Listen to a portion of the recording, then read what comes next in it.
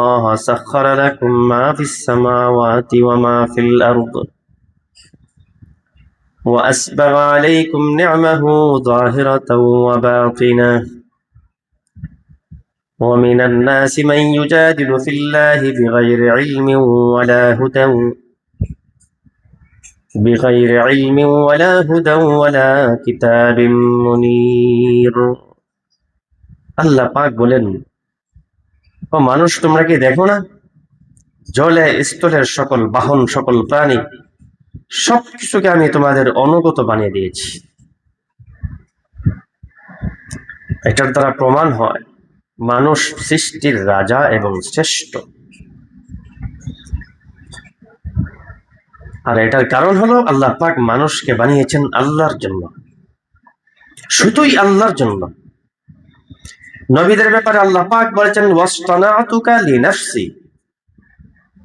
জলিলুল কদর নবী মুসা আলাইহিস সালাম যখন তুর পাহাড়ে গেলেন, মহান আল্লাহ তার সাথে কথা বলতেছেন এবং তাকে স্পষ্ট করে কথাটা বলেছেন, ওয়াসতানাতুকা লিনাফসি, আমি তোমাকে আমার জন্য বানিয়েছি। শেষ নবীর উম্মত হলো শ্রেষ্ঠ উম্মত।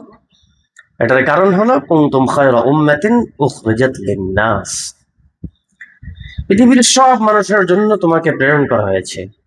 তোমার জমানার সকল মানুষের দায়িত্ব দিয়ে তোমাকে প্রেরণ করা হয়েছে, এই জন্য তুমি শ্রেষ্ঠ। আজকে যে ইসলাহি মাহফিলের আয়োজন করা হয়েছে, এটা তো এই মাদ্রাসার উপর একটা দায়িত্ব। যেহেতু এখানে এই মহল্লায় এই প্রতিষ্ঠানটা এলাকার মহিলাদের প্রতিনিধিত্ব করে, যেমন পুরুষদের জন্য মাহফিলের ব্যবস্থা হয়, মজলিসের ব্যবস্থা হয়, জুমার দিন মসজিদে আলোচনা শোনার ব্যবস্থা আছে, পুরুষদের জন্য ব্যবস্থাটা সহজ। আমি মনে করি যে এই প্রতিষ্ঠানের জন্য মহিলাদের মাহফিল করাটা এই প্রতিষ্ঠানের জিম্মাদারদের উপরে ফরজ। কারণ মহিলারা জুমার দিন মসজিদে যেতে পারে না, মহিলারা বক্তাদের সামনে বসে ওয়াজ শুনতে পারে না, মহিলারা বিভিন্ন অনুষ্ঠানে ওয়াজ মাহফিলের অনুষ্ঠানে অংশগ্রহণ করতে পারে না। তো তারা কোথায় থেকে দ্বীনের কথাগুলো পাবে? আল্লাহ পাক তো বলেছেন, ওয়াল মুমিনুনা ওয়াল মুমিনাত বা'দুহুম আউলিয়াউ বা'দ ইয়া'মুরুনা বিল মা'রুফ ওয়া ইয়ানহাউনা আনিল মুনকার। মুমিন নারী পুরুষ একজন আরেকজনের জিম্মাদার, দ্বীনের ব্যাপারে বন্ধু, আউলিয়া। তো তারা কি করবে? একজন আরেকজনকে সৎ কাজের আদেশ করবে, অসৎ কাজের নিষেধ করবে। পুরুষরা সামনে বসে শুনবে, মা বোনেরা পর্দার আড়ালে বসে শুনবে। এটা দায়িত্ব। এবং এই মাদ্রাসার পক্ষ থেকে সাপ্তাহিক তালিমের ব্যবস্থা করা, এটাও মনে করি আমি দায়িত্ব। তা আল্লাহ পাকের কাছে শুকরিয়া আদায় করি যে আজকে এত সুন্দর একটা মাহফিলের ব্যবস্থা করা হয়েছে। আমাদের এই মহল্লার গৌরব আয়েশা থেকে মহিলা মাদ্রাসার প্রতিনিধি হযরত মাওলানা মুশাররফ সাহেব দামাত বারকাতুহুমুল আলিয়া এবং এই বিল্ডিং এর স্বত্বাধিকারী আমার অত্যন্ত প্রিয় মানুষ ডক্টর ফখরুল ইসলাম খালিদ সাহেব, ওনারা উৎসাহ উদ্দীপনা আছে। আমি কিছুক্ষণ পূর্বে ওনার সাথে সাক্ষাৎ করে আসছি, উনি অনেক খুশি যে প্রোগ্রামটা এখানে হবে। যারা আসছি একটু দিলের কান লাগাইয়া শুনি, বসি, নিজে আমলের নিয়তে শুনি, পৌঁছানোর নিয়তে শুনি। যেহেতু আমরা শেষ নবীর উম্মত, আমাদের উপরে পৌঁছানোটা দায়িত্ব। আল্লাহর হাবিব বলেছেন, বাল্লিগু আন্নি ওয়ালাউ আয়া।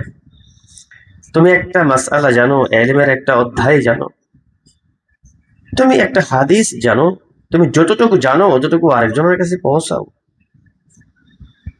পৌঁছানোর অনেক অনেক বরকত, কারণ দিন পৌঁছানোর মাধ্যমে জীবিত থাকবে। কেননা নবীজি সাল্লাল্লাহু আলাইহি সাল্লাম শেষ ভাষণে জাবালে রহমতে আরাফাতের ময়দানে বিদায় হজে বলেছেন, ফালইউবাল্লিগুশ শাহিদাল গায়ব। আজকের আলোচনাগুলো যারা উপস্থিত আছে তারা যেন অনুপস্থিত লোকদের কাছে পৌঁছিয়ে দেয়। তো সাহাবারা উপস্থিত ছিল, সাহাবারা আমাদের কাছে পৌঁছিয়েছে। আমরা এখন যারা উপস্থিত আছি তারা লিখনির মাধ্যমে, ওয়াজের মাধ্যমে পরবর্তী প্রজন্মের কাছে কথাগুলো পৌঁছে দেওয়া, এটা আমাদের দায়িত্ব। সেই দায়িত্ব নিয়ে আজকে আমরা এখানে বসেছি। আল্লাহ পাক আমাদেরকে দামি দামি কথা বলা শোনার তৌফিক দান করেন। আজকের আলোচনার প্রারম্ভে যে আমি কোরআন মাজিদের আয়াত তিলাওয়াত করেছি, সেটার সারমর্ম থেকে আমি আলোচনা শুরু করেছি এবং শেষ করবো ইনশাআল্লাহ। আল্লাহ পাক আরহামুর রাহিমিন, যিনি মহাপরাক্রমশালী, যিনি নবমণ্ডল ভূমণ্ডলের মালিক, সকল সৃষ্টির শ্রেষ্ঠ মানুষকে আল্লাহ পাক সৃষ্টি করেছেন আল্লাহর জন্য।